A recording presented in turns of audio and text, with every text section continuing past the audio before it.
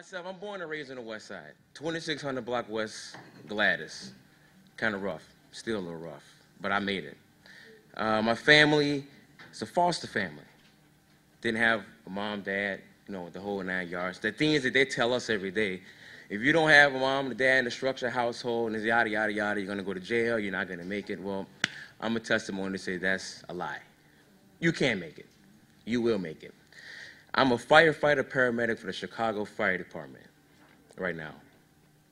I have an associate's degree from Robert Morris, bachelor's degree from Lewis University. I'm going to get my master's in threat and response management and terrorism from the University of Chicago. 34 years old with a child. Married. My lovely wife is back there. She's the director of the PA program at Malcolm X College.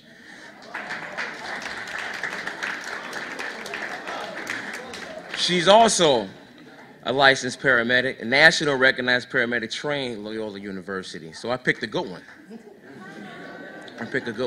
Yeah.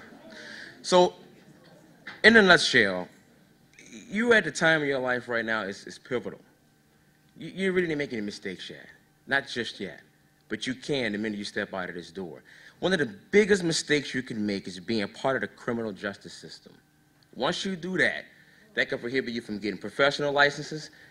Nowadays, you probably can't even be a janitor in some of these organizations because you have a criminal background.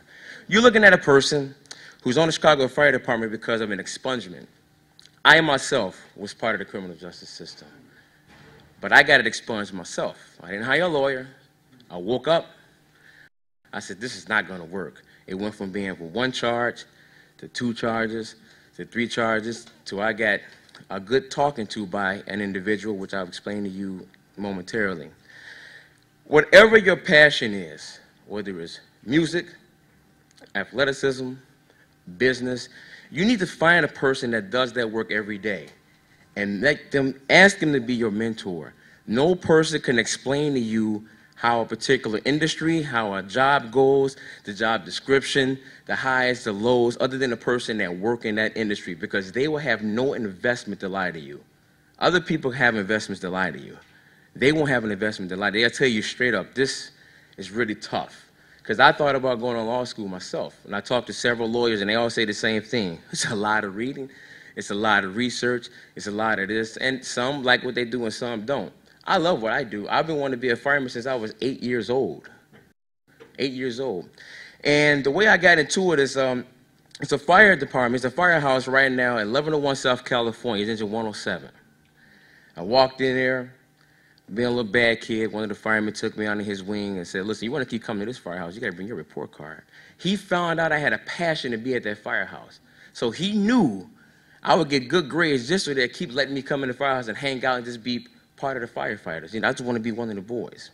So fast forward that about 25 years later, this man's now the fire commissioner. I'm one of his aides. Unlikely. He's the second African-American firefighter to ever be the commissioner of Chicago Fire Department.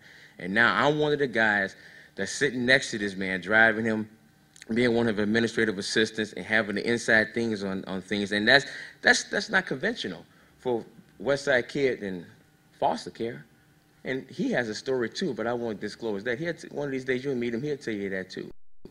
So you can't get put in this rut where society tell you, yeah, you're not, banking, just get subsidized housing here, take this $10 an hour and have a good day. That's not gonna work. It won't work. Another thing I hear a lot of young adults say is, when I'm grown, I can wear my hair the way I want. I can put gold and red and yellow, I can do what I want to do. You can do that. They can also not hire you. You got the option to wear your hair and dress the way you want, pants down your ankle, that's cool. But they got the option not to hire you. So who won? They won. Whoever they is.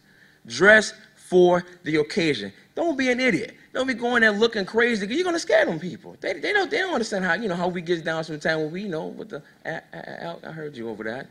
Yeah. You can also be yourself. Don't think, because I'm college educated, I got a good job, that I kind of lost my coach, I lost my music. No, they'll tell you in the firehouse, I'm a little bit unconventional. But it's a time and place for everything. When you're going for a job interview, when you're going to get to school, you sit down, you understand what the instructor is telling you, you listen to these mentors, because at the end of the day, it's going to behoove you. Trust me.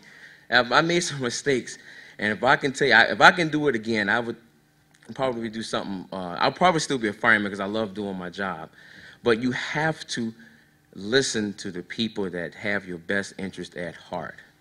And you may not know who that is, but your heart will tell you. Your gut will tell you, this is the one that's for my best interest. Stay away from outside negative influences. That may be your best friend who's out to no good. And you can just talk to them.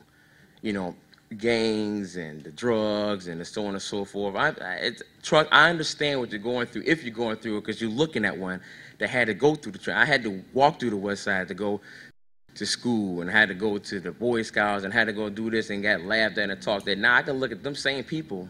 I'm doing a little bit better than them. A little bit better than them.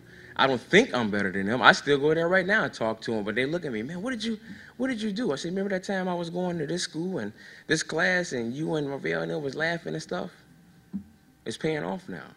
But you don't have to go that road. You can go the right road. Start at a community college. Go to a four-year university. Get that degree. And here's the thing about school. I am not a big this scholar. I'm standing before you just an average man.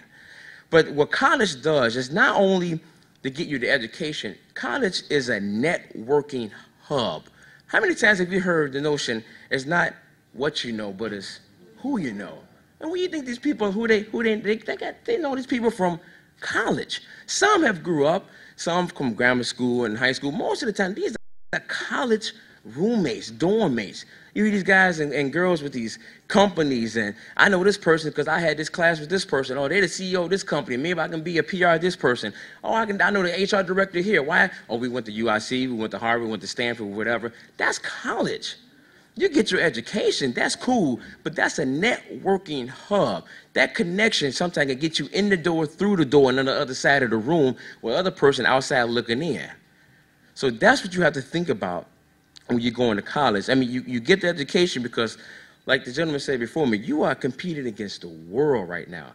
So even though it's who you know, but that person that's vouching for you have to make sure that you can do that job. Because I'm not going to recommend, you could be my homie from Wyoming. If you can't do the job, I'm not going to go to the fire commission and says, let's make him director of whatever. You're going to go in and embarrass me. So you have to do your job and learn whatever you need to learn and get that education, because education is key. Education is key. A lot of us are very proud that we have our first African-American president of the United States, but look at that brother's credentials. You can't touch him at all. At all. But he put himself in that situation, and now he's at 1600 Pennsylvania Avenue, which is the address of the White House, and now we have to do our job and say, if he can be president of the United States of America, I can be just about anything else.